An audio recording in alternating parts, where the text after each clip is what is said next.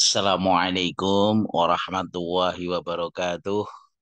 Alhamdulillahirabbil alamin wa bihi nasta'inu ala umuri dunya waddin wassalatu wassalamu ala Rasulillah wa ala alihi wa sahbihi wa mawalah. Amma ba'd. Para pemirsa yang dirahmati oleh Allah, pertama dan yang paling utama, marilah senantiasa kita panjatkan puja puji syukur kehadirat Allah Subhanahu wa taala yang telah melimpahkan rahmat dan nikmatnya kepada kita sekalian. Salawat serta salam semoga tercurah kepada junjungan kita, Nabi akhir zaman, Nabi Muhammad Sallallahu Alaihi Wasallam, beserta para keluarganya, sahabatnya, dan umatnya. Mudah-mudahan di yaumil kiamah nanti kita akan mendapatkan syafaatnya. Amin. Ya Rabbal Alamin.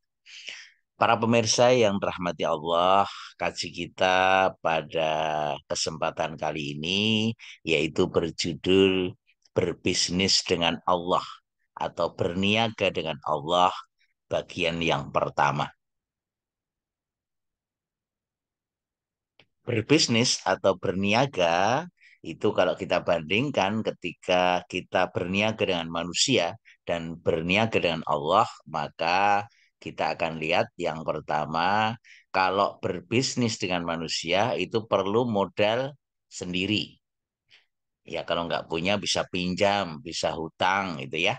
Tapi kalau berbisnis dengan Allah, maka modalnya semua dari Allah.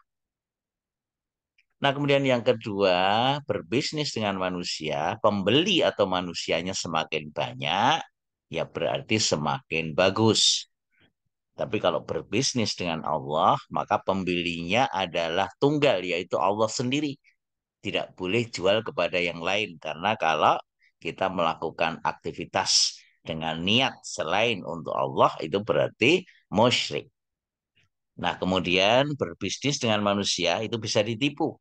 Tapi kalau dengan Allah itu tidak akan ditipu. Kemudian berbisnis dengan manusia itu khawatir barang tak terbeli. Tapi dengan Allah selalu dibeli berapapun banyaknya. Nah, itu adalah perbedaan berbisnis dengan manusia dan berbisnis dengan Allah. Kemudian yang kelima, berbisnis dengan manusia kadang-kadang bisa sepi, kadang-kadang bisa ramai. Ya, tapi berbisnis dengan Allah atau berniaga dengan Allah tidak pernah sepi kapanpun. Tidak tergantung tempat dan waktu. Nah, sementara berbisnis dengan manusia itu tergantung tempat dan waktu. Ya, tempat, waktu itu berpengaruh ketika berbisnis dengan manusia.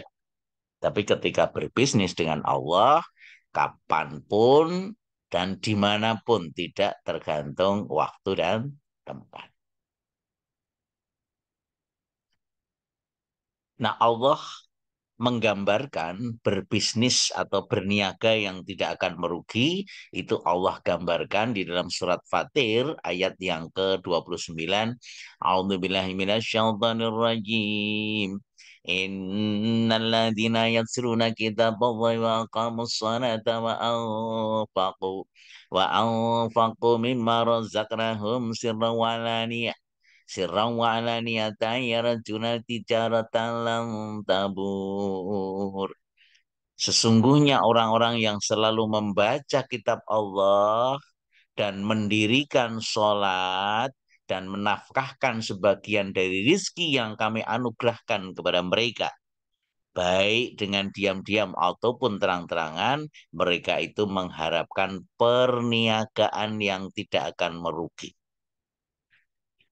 Nah, jadi perniagaan yang tidak akan merugi dari penjelasan ayat ini adalah ada tiga, yaitu senantiasa membaca kitab Allah, mendirikan sholat, dan menafkahkan sebagian rezeki yang dianugerahkan kepada kita.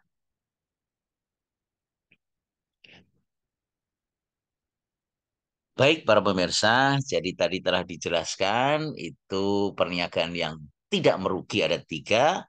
Yang pertama adalah yatsluna kitab Allah, yaitu senantiasa membaca kitab Allah. Kemudian yang kedua, wa aqamus shalah, yaitu mendirikan sholat. Dan yang ketiga adalah wa anfaqu mimma razaqnahum sirran wa alaniyah, yaitu menafkahkan sebagian rezeki yang Allah telah anugerahkan baik secara sembunyi maupun terang-terangan. Nah, kita akan kaji yang pertama, para pemirsa sekalian, yaitu kenapa membaca kitab Allah itu merupakan bagian dari perniagaan yang tidak merugi. Yang pertama adalah bahwa ketika seseorang membaca Al-Quran, tilawah Al-Quran, maka satu huruf itu dibalas dengan kebaikan, satu kebaikan, dan dilipat gandakan menjadi 10 kebaikan. Sebagaimana hadis Rasulullah SAW. Abdullah bin Mas'ud radhiyallahu anhu berkata, Rasulullah SAW bersabda, siapa yang membaca satu huruf dari Al-Quran, maka baginya satu kebaikan dengan bacaan tersebut. Satu kebaikan dilipatkan menjadi 10 kebaikan semisalnya. Dan aku tidak mengatakan alif lam mim. Itu satu huruf. Akan tetapi alif satu huruf, lam satu huruf, dan mim satu huruf. Hadis riwayat Tirmidzi dan disahihkan di dalam kitab Sahih Al-Jami nomor 6469. Para pemirsa, pernahkah kita mencermati Al-Quran? Berapakah jumlah juz dalam Al-Quran? Berapa jumlah surah dalam Al-Quran? Berapa jumlah ayat, serta berapa jumlah hurufnya? Para pemirsa ingat,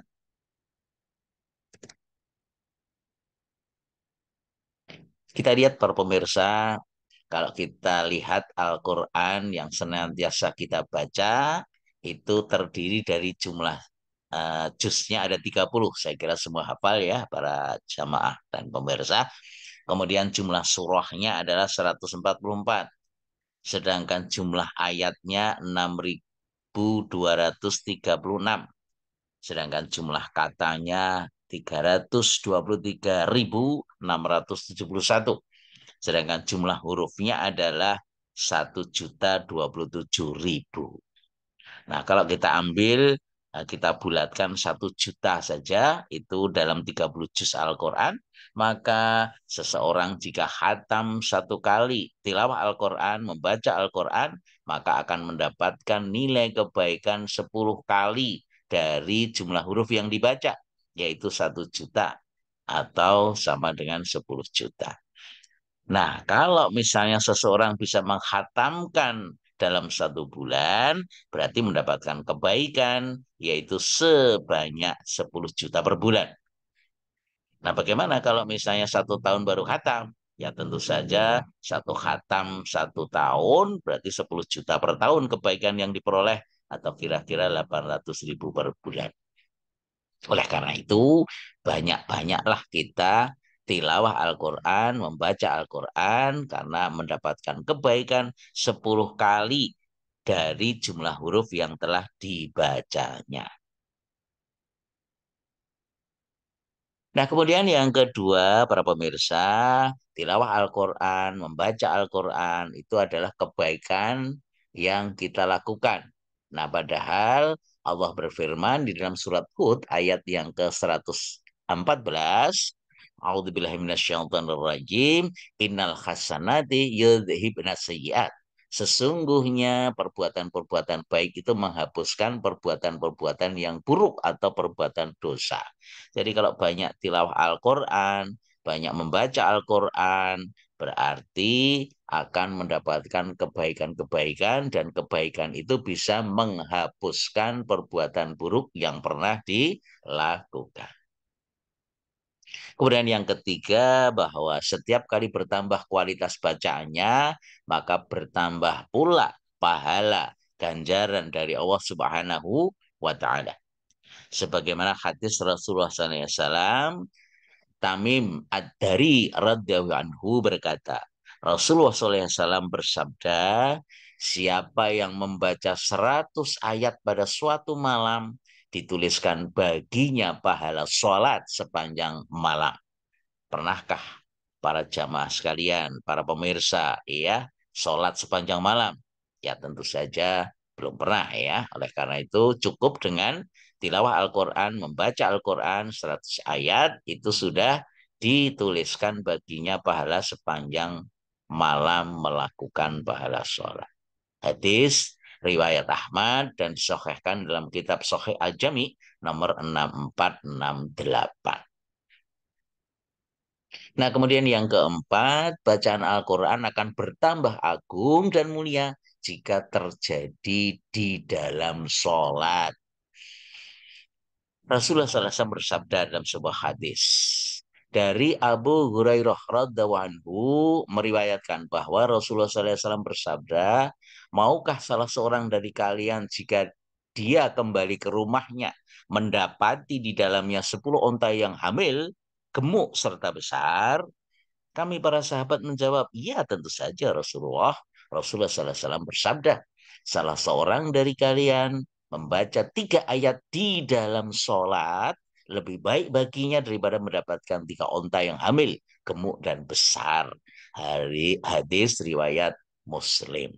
Nah, jadi betapa besarnya nilai kebaikan, nilai keutamaan, nilai pahala ketika membaca Al-Quran pada saat melaksanakan ibadah sholat. Nah, kemudian yang kelima, membaca Al-Quran akan mendatangkan syafaat. Abu Umamah Al-Bahili radhiyallahu anhu berkata, aku telah mendengar Rasulullah SAW bersabda, bacalah Al-Quran karena sesungguhnya dia akan datang pada hari kiamat sebagai pemberi syafaat kepada orang-orang yang membacanya. Hadis riwayat Muslim. Jadi Al-Quran itu akan datang pada hari kiamat nanti, itu memberi syafaat kepada para pembacanya.